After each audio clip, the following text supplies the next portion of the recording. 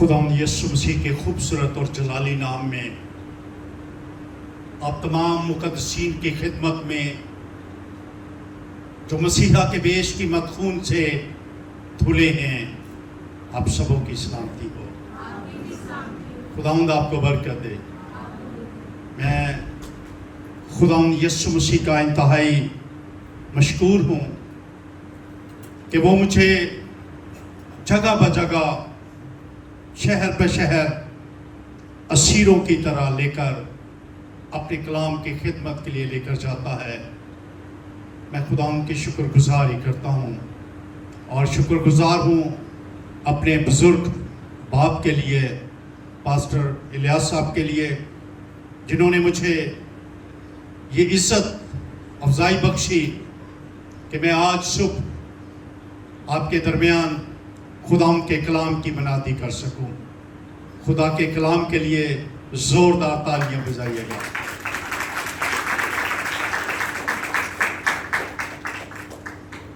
آئے ہم آج صبح اپنی ہدایت کے لیے، اپنی رہنمائی کے لیے خداوند کے معتبر لاخطا اور لاسوال کلام کو سنیں۔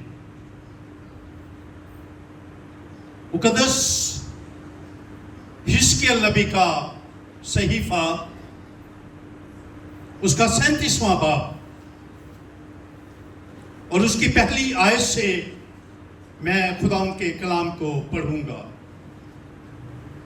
خداوند کے کلام میں لکھا ہے، خداوند کا ہاتھ مجھ پر تھا، اس نے مجھے اپنی روح میں اٹھا لیا اور اس وادی میں جو ہڈیوں سے پر تھی مجھے اتار دیا اور مجھے ان کے آس پاس چوگرد پھرایا، اور دیکھ وہ وادی کے میدان میں بکثرت اور نہایت سوکھی تھی، اور اس نے مجھے فرمایا، اے آدم ذات، کیا یہ ہڈیاں زندہ ہو سکتی ہیں؟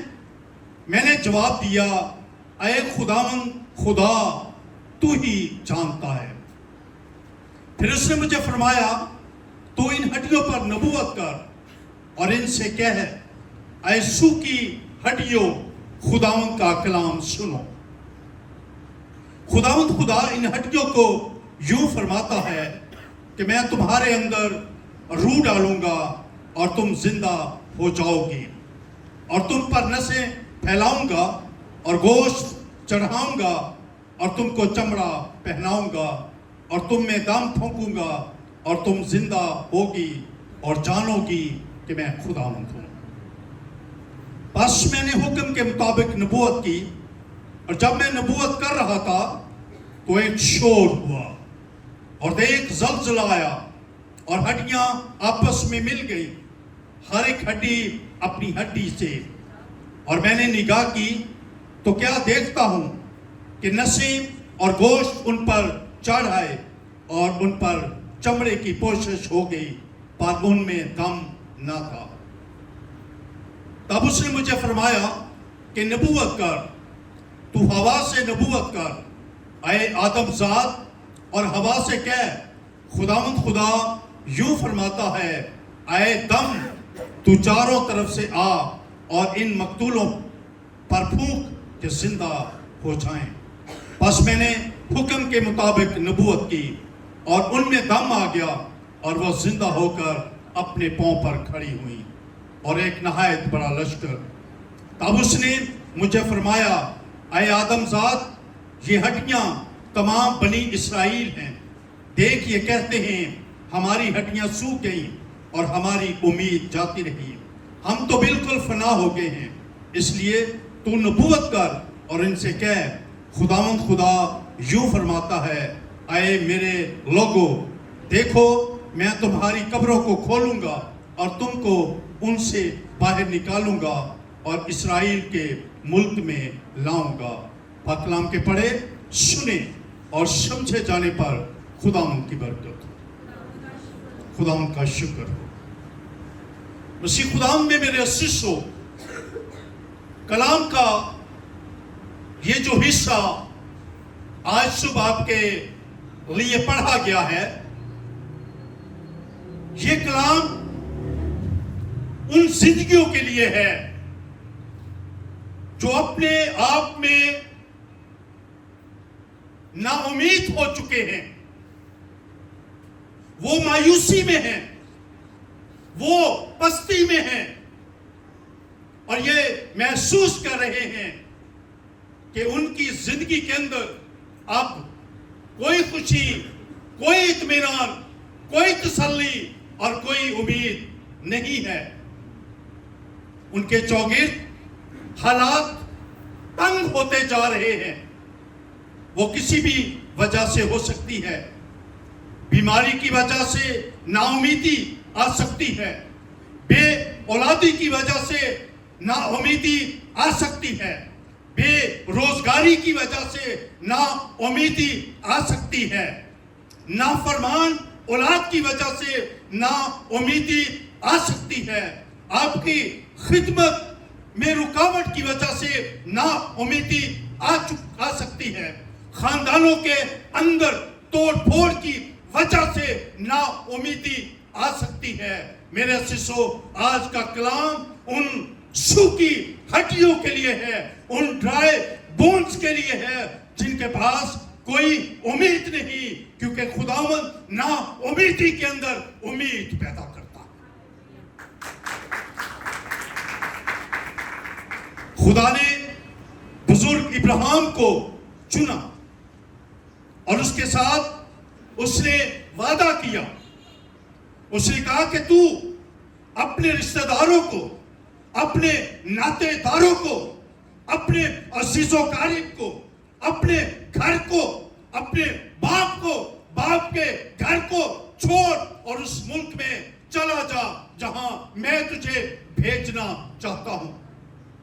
اور بزرگ ابراہیم نے خدا کے حکم کو مان لیا۔ اس نے کوئی سوال نہیں کیا، اس نے کسی قسم کی ہیسیٹیشن نہیں کی۔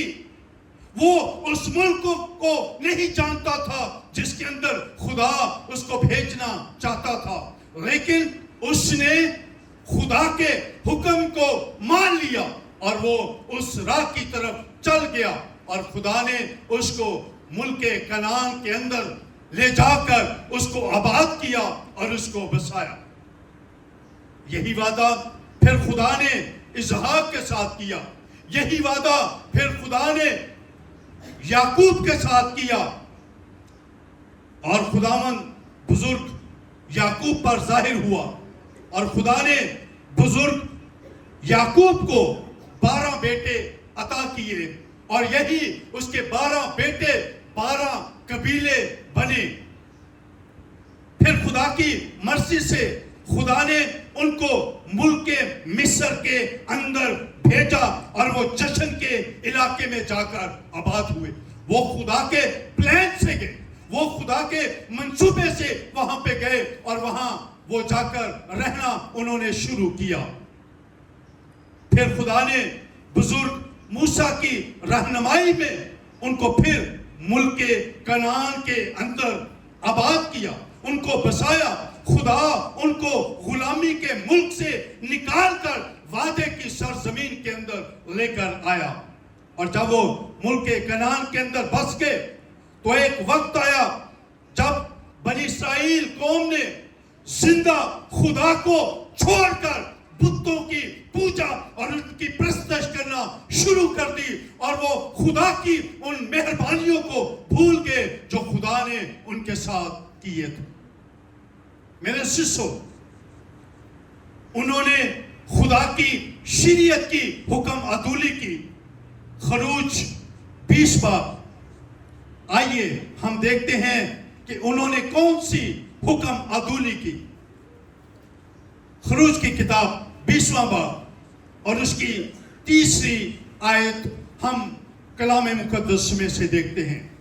وہاں پہ لکھا ہے، میرے حضور تو غیر معبودوں کو نہ مانا۔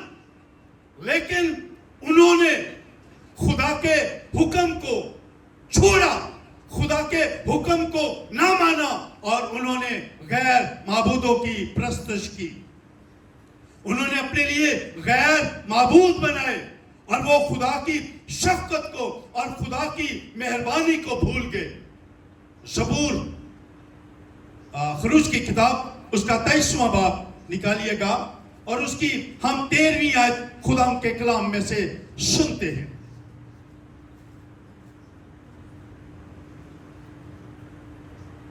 خدا کے کلام میں لکھا ہے اور تم سب باتوں میں جو میں نے تم سے کہی ہیں کیا کہنا؟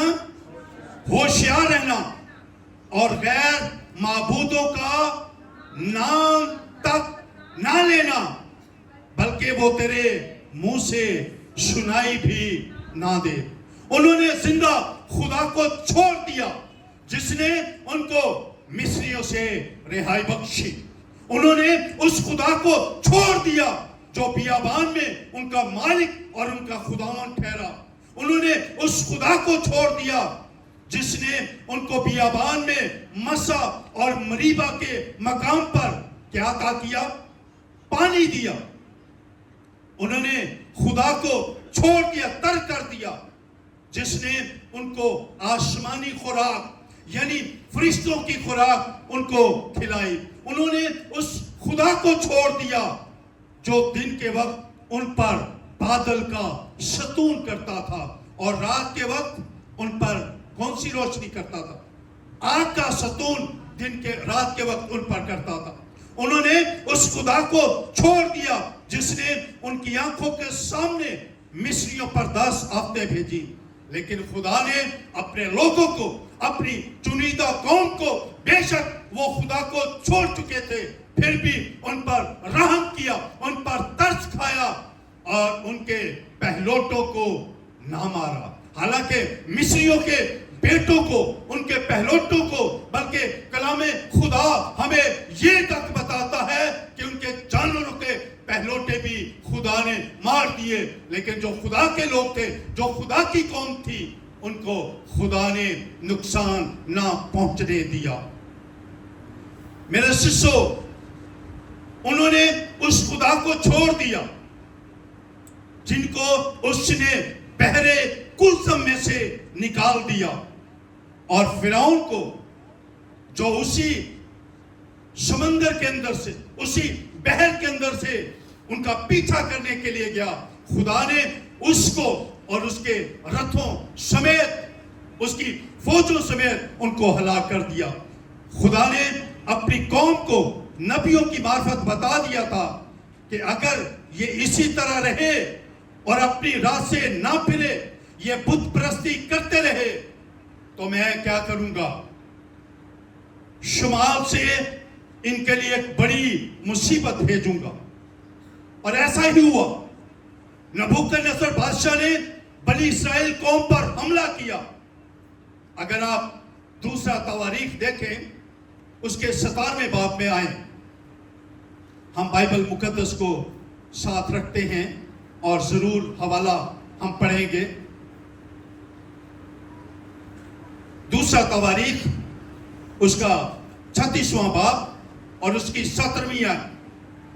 چنانچہ وہ کشیوں کے بادشاہ کو ان پر چڑھا لایا جس نے ان کے مقدس کے گھر میں ان کے جوانوں کو تلوار سے قتل کیا. اور اس نے کیا جوان مرد، کیا کماری، کیا بڈھا، کیا عمر رسیدہ کسی پر ترس نہ کھایا. اس نے سب کو اس کے ہاتھ میں دے دیا اور خدا کے گھر کے سب ضروف، کیا بڑے کیا چھوٹے، اور خداوند کے گھر کے خزانے اور بادشاہ اور اس کے سرداروں کے خزانے، یہ سب وہ بابل کو لے گیا. اور انہوں نے خدا کے گھر کو جلا دیا اور یروشلم کی فصیل کھا دی اور اس کے تمام محل آگ سے جلا دیے اور اس کے سب قیمتی ضروف کو برباد کیا. 20ویں آیت. اور جو تلوار سے بچے وہ ان کو بابل کو لے گیا اور وہاں وہ اس کے اور اس کے بیٹوں کے غلام رہے جب تک فارس کی سلطنت شروع نہ ہوئی. میرے سسو، اس نے نبوکدنصر بادشاہ نے اس قوم کو اسیر کیا ان لوگوں کو اسیر کیا جن کی خاطر خدا خود جنگ لڑا کرتا تھا. ان کی خاطر خدا مصریوں کو مارتا تھا. ان کے ساتھ ساتھ خدا بیابانوں میں رہتا تھا. خدا ان کے ساتھ ٹینٹوں کے اندر رہتا تھا. ان پر ساری رات روشنی کرتا تھا. دن کو وہ اپنے پروں کے سائے سے ان پر سایہ کرتا تھا. ان کے لیے وہ چٹانوں سے پانی نکالتا تھا. ان پر من برساتا تھا اور ان کو گوشت کھلاتا تھا. ان پر مہربانیاں کرتا تھا. نبوکدنصر بادشاہ نے خدا کی قوم پر بالکل بھی ترس نہ کھایا. نہ شیرخوار بچوں پر، نہ عورتوں پر. ابھی ہم نے کلام کا حوالہ پڑھا. نہ اس نے بچوں پر ترس کھایا، نہ عورتوں پر، نہ بوڑھوں پر، کسی پر بھی اس نے ترس نہ کھایا. بلکہ کلام تو یہاں تک بتاتا ہے کہ اس نے ان کے مویشیوں پر بھی رحم نہ کیا. اس نے بہت سارے لوگوں کو قتل کیا اور خدا کے چنے ہوئے لوگوں کو، الگ کیے ہوئے لوگوں کو وہ اسیر کر کے لے گیا. اور جب خدا کے لوگ نبوکدنصر بادشاہ کے ہاتھوں اسیر ہو کر بابل کے اندر چلے گئے تو ان کے اندر مایوسی پھیل گئی. آج کا کلام یہاں سے شروع ہو. جب نبوکدنصر بادشاہ نے ان کو اسیر کر لیا، قید کر لیا، مار دیا، قتل کر دیا، اور جو باقی لوگ بچے تھے ان کو اسیر کر کے وہ بابل کے اندر لے گیا، تو ان کے اندر مایوسی پھیل گئی، محرومی ان کے اندر پھیل گئی، نا امیدی، بے یقینی ان کے اندر پھیل گئی، اور اب ان کے لیے کوئی امید نہ رہی. وہ سوچتے تھے اب کیسے ممکن ہے کہ ہم دوبارہ سے اپنے ملک کے اندر آباد ہوں گے، دوبارہ سے اپنے گھروں کے اندر چلے جائیں گے، دوبارہ سے اپنے ملک کے اندر ہم جائیں گے. اور جب وہ دیکھتے تھے کہ نبوکدنصر بادشاہ نے ان کے گھروں کو مسمار کر دیا، ان کے گھروں کو جلا دیا ہے، اور جب وہ یروشلم شہر کو دیکھتے تھے تو سوچتے تھے کہ یروشلم جو کبھی خدا کی حضوری سے اور خدا کی معموری سے بھرا ہوتا تھا، آج ویران اور سنسان پڑا ہے. اس کے پھاٹک جلے ہوئے ہیں، عبادت گاہیں برباد ہو چکی ہیں، ان کے لیے دعا کرنے کے لیے جگہ نہیں ہے. ان کے اندر میرے عزیزو وہ اپنے گھروں کے لیے اتنے پریشان نہیں ہوئے تھے، وہ اپنے بچوں کے لیے بھی اتنے پریشان نہیں ہوئے تھے جتنا دکھ اور پریشانی ان کو اس بات سے تھی کہ خدا کا گھر ویران ہو چکا ہے، خدا کا گھر جل گیا ہے، خدا کا گھر تباہ ہو گیا ہے. اور یہ جو یروشلم شہر تھا یہ خدا کا چنا ہوا شہر تھا. آج وہ تباہ ہو گیا ہے. لوگوں کے اندر مایوسی پھیل چکی تھی، ان کے ذہنوں کے اندر یہ بات آ چکی تھی کہ شاید اب دوبارہ ہم کبھی بھی اپنے ملک کے اندر آباد نہیں ہوں گے، ہم شاید دوبارہ کبھی بحال نہیں ہوں گے. اسی مایوسی کے دوران خدا نے اپنا یہی کلام جس کا آج ہم نے ورد کیا ہے رویا میں اپنے بندہ حزقیل پر ظاہر کیا. اس پر خدا نے اپنا کلام نازل کیا. حزقیل ایک کاہن تھا، خدا نے اسے نبوت دی، اس سے کلام کیا تاکہ وہ ان لوگوں کے لیے وہ ایک امید کا پیغام لے کر جائے، اور ان لوگوں کو جو گمنامی میں ہیں، جو مایوسی میں ہیں، بے یقینی کی حالت میں ہیں، لاچارگی کی حالت میں ہیں، ان کے لیے امید بن جائے. تو خدا نے بزرگ حزقیل سے بات کی. خدا مختلف ذرائع سے کلام کرتا ہے، خدا مختلف ذرائع سے بولتا ہے. خدا نے آدم اور بزرگ موسیٰ سے براہ راست گفتگو کی. خدا پاک روح کے وسیلے سے آپ سے بات کرتا ہے. خدا اپنے نبیوں کے وسیلے سے آپ سے کلام کرتا ہے. خدا کاہنوں کے وسیلے سے، خادموں کے وسیلے سے اپنے لوگوں کے ساتھ کلام کرتا ہے. خدا فرشتوں کی معرفت اپنے لوگوں سے کلام کرتا آیا ہے، اور خدا خواب کے ذریعے بھی اپنے لوگوں کے ساتھ کلام کر رہے ہیں. ابھی ہم نے تھوڑی دیر پہلے خدا کے خادم سے سنا کہ انہوں نے رات کو خواب دیکھا کہ میں 15 سے 20 منٹ کا کلام سنا رہا ہوں، اور اس کے بعد پاس صاحب آگے ہیں. خدا اپنے لوگوں پر پہلے سے ہی آشکارا کر دیتا ہے. یہ ببلیکل تعلیم ہے. حزقیل 37ویں باب میں ہمیں یہ جو رویا نظر آتی ہے میرے سسو، یہ ایک ایسی رویا ہے جسے خشک ہڈیوں کی رویا کہا گیا ہے. آیت 11ویں میں لکھا ہے، ہماری امید جاتی رہی، ہم تو فنا ہو گئے ہیں. خدا نا امیدی کے اندر امید پیدا کرتا ہے. خدا بزرگ حزقیل کو کہتا ہے، جا اور میرے لوگوں کے ساتھ کلام کر، ان کے ساتھ جو نا امید ہو چکے ہیں، جن کی امید جاتی رہی ہے.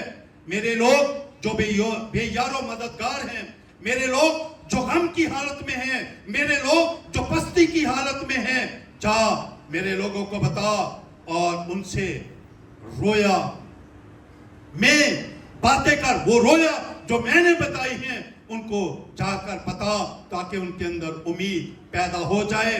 اور ان سے کہے کہ یہ جو ہڈیاں سوکھ چکی ہیں، جن کا جسم کا گوشت ختم ہو چکا ہے، میں ان کو پھر سے کیا کروں گا؟ بحال کروں گا. ہاللیلویا. یہ ہڈیاں بکھری ہوئی پڑی تھی اور ان میں زندگی نہیں تھی، لیکن خدا نے ان کے اندر امید پیدا کی. ان پر خدا گوشت لے کر آیا، پھر ان کے اوپر نسیں خدا نے چڑھائی، اور پھر ان کے اوپر اس نے کیا کیا؟ چمڑے کی پوشش کی. اور پھر خدا نے کہا ان پر نبوت کر، اور یہ کیا ہو جائیں گی؟ زندہ ہو جائیں گی. ان کے بارے میں میرے سسو، ہم ان مردہ ہڈیوں کو دیکھتے ہیں کہ خدا دوبارہ زندہ خدا کر سکتا ہے. اور جا ان لوگوں کے ساتھ کلام کر، ان کو پھر سے میں ان کے ملک کے اندر آباد کروں گا، میں پھر سے ان کو بحال کروں گا. خدا نے اپنے خادم یرمیہ نبی کو اس کی معرفت کلام کیا تھا کہ جب 70 سال پورے ہو جائیں گے، اور یہ 70 سال کون سے تھے؟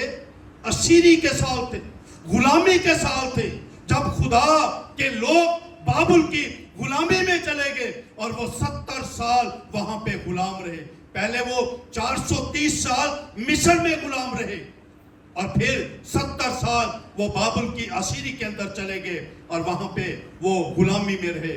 آئیے ہم یہاں پہ بائبل مقدس میں سے پڑھتے ہیں. خروج کی کتاب میں آپ کو حوالہ دیتا ہوں، اس کا 36واں باب اور اس کی 21ویں آیت.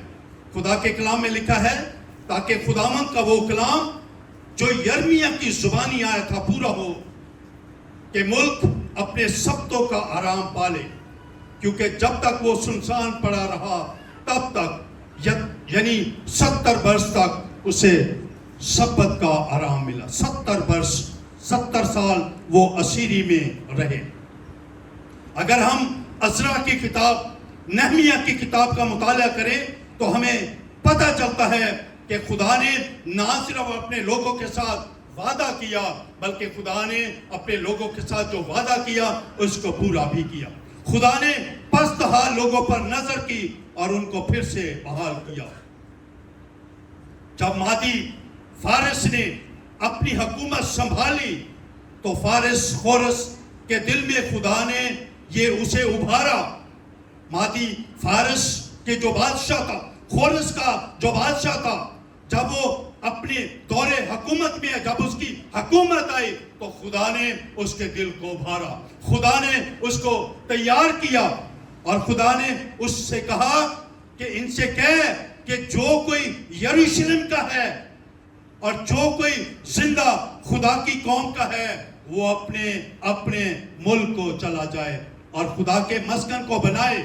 खुदा ने अपने कलाम को पूरा किया और खुदा ने अपने लोगों के लिए उम्मीद पैदा की।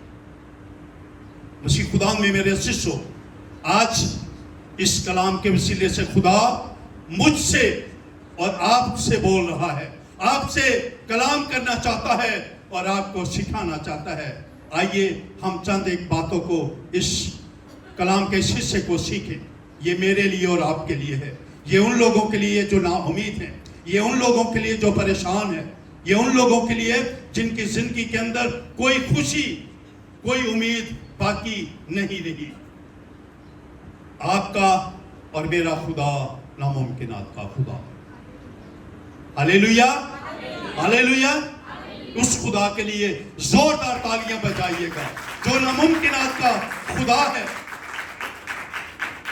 उसके लिए कोई काम भी नामुमकिन नहीं, उसके लिए कोई काम भी मुश्किल नहीं है। आपके हालात कैसे भी हों, खुदा अपने कलाम के वसीले से आपके लिए उम्मीद पैदा कर सकता है। बुजुर्ग इब्राहिम पीरी की हालत में था, सारा बूढ़ी हो चुकी थी। खुदा इब्राहिम के लिए पत्थरों से औलाद पैदा कर सकता है। जब सारा को पैगाम दिया गया कि तेरी औलाद होगी, तो बाइबल मुकद्दस में पैदाइश की किताब उसके 18वें बाब के 14वीं आयत में लिखा है, क्या खुदा के नजदीक कोई बात मुश्किल है? आइए बाइबल मुकद्दस में से पैदाइश की किताब देखते हैं, 18वां बाब और उसकी 14वीं आयत। क्या खुदावंद के नजदीक कोई बात मुश्किल है? आज के आगे एक क्वेश्चन मार्क है। क्या खुदा के नजदीक कोई बात मुश्किल है? हर किस नहीं। खुदा ने बहरे कुलसम में से रास्ता बनाया और अपनी कौम को उसमें से वो लेकर गया। खुदा ने आसमान से रोटियां ऐसे बरसाई जैसे कोयटा में बर्फ पड़ती है, जैसे बारिश होती है। मेरे शिशो, हालात कैसे भी क्यों ना हो, खुदा हालात आपके बदल सकता है। लाजर को मरे हुए कितने दिन हो गए थे? 4 दिन से वो कब्र में पड़ा था और उसके अपने क्या कह रहे थे?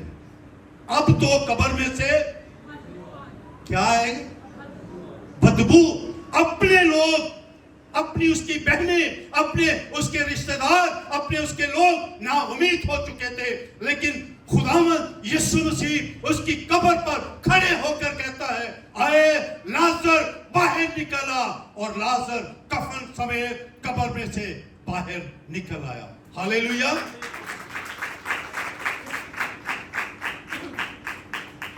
अगर आप हिजकिय्याह की किताब, अज़रा की किताब, मलाकी की किताब, नहमिया की किताबें पढ़ें तो वहां खुदा ने अपने लोगों के लिए बहाली का कलाम दिया, उनसे कलाम किया। ना सिर्फ कलाम किया बल्कि खुदा ने उनको उसमें से, मुश्किल में से, बुरे हालात में से, बुरे वाकयात में से, गुलामी में से खुदा ने उनको निकाला। आज का पैगाम आपके लिए है। अगर आप भी मुर्दा हड्डियों की मानद हैं तो खुदा आपकी जिंदगी को भी तब्दील कर सकता है। खुदा आपके लिए वसाइल मुहैया कर सकता है। खुदा आपके लिए हालात बदल सकता है। अगर आपकी औलाद नाफरमान है तो उम्मीद रखें, खुदा से दुआ करें, खुदा आपके लिए सब कुछ मुमकिन करेगा। अगर आप बे औलाद हैं, अपने पेट पर हाथ रखकर दुआ कीजिएगा, खुदा आपके लिए अपना आसमान खोल देगा।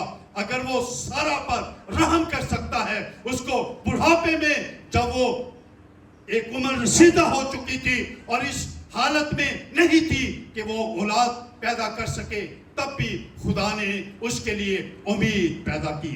खुदा आपको बहाल करना चाहता है, खुदा आपको उम्मीद दिलाना चाहता है, क्योंकि यीशु मसीह उम्मीद का सरचश्मा है। और जब हम उस पर तवक्कल करते हैं, उस पर भरोसा करते हैं, उसके हुजूर दुआ करते हैं, तो वो नामुमकिनात को मुमकिन में تبدیل کر سکتا ہے. خدا آپ کو برکت دے.